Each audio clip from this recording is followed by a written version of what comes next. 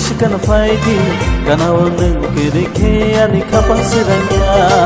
Ani nai thore Deshikan faidi Ganao nung kirike ani kapang siranya Nugay mo kon bai nini lai kono Dogay malia sobat kano Nugay mo kon bai nini lai kono Dogay malia sobat kano Ganao nung kirike ani kapang siranya Ganao nung kirike ani kapang siranya Ani nai thore Deshikan faidi Ganao nung kirike ani kapang siranya Ganao nung kirike ani kapang siranya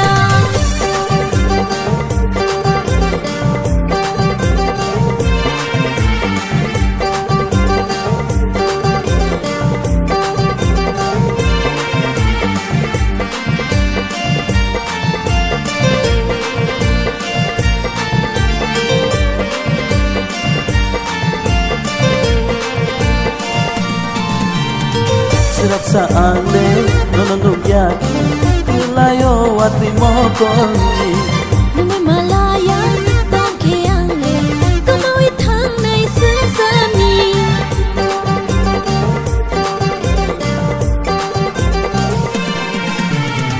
Sirap sa ane nononong yaki Kulayo at imokoni Nung malaya Tong kiangle Kumawit hang nai sesami Tong sinay nung may an Priyasan nung may man Tong sinay nung may an Priyasan nung may man Aninay kopi Deshikan faidi Ganao nung kirike ani kapang siranya Ani nai thore Deshikan faidi Ganao nung kirike ani kapang siranya Nugay mo kon bai nini lai kono Dogay malia sobat kano Nugay mo kon bai nini lai kono Dogay malia sobat kano Ganao nung kirike ani kapang siranya Ganao nung kirike ani kapang siranya Ani nai thore Deshikan faidi Ganao nung kirike ani kapang siranya Ganao nung kirike ani kapang siranya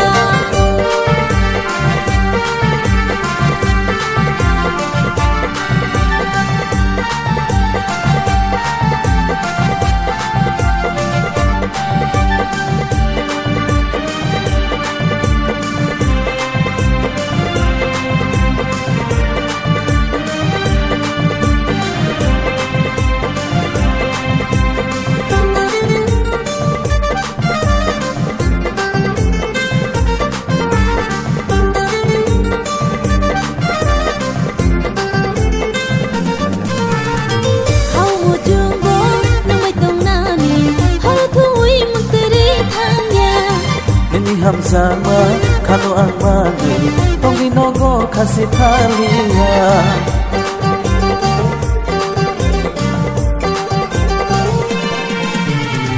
Kau mo jumbo na may tong nani Halatuwi magtiritanya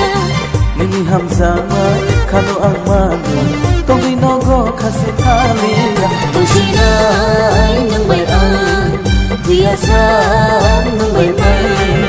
Sinay ng may an Priyasan ng may man Aninay kopi Deshikan faidi Ganao nung kirike ani kapang siranya Ani nai thore Deshikan faidi Ganao nung kirike ani kapang siranya Nugay mo kon bai nini lai kono Dogay malia sobat kano Nugay mo kon bai nini lai kono Dogay malia sobat kano Ganao nung kirike ani kapang siranya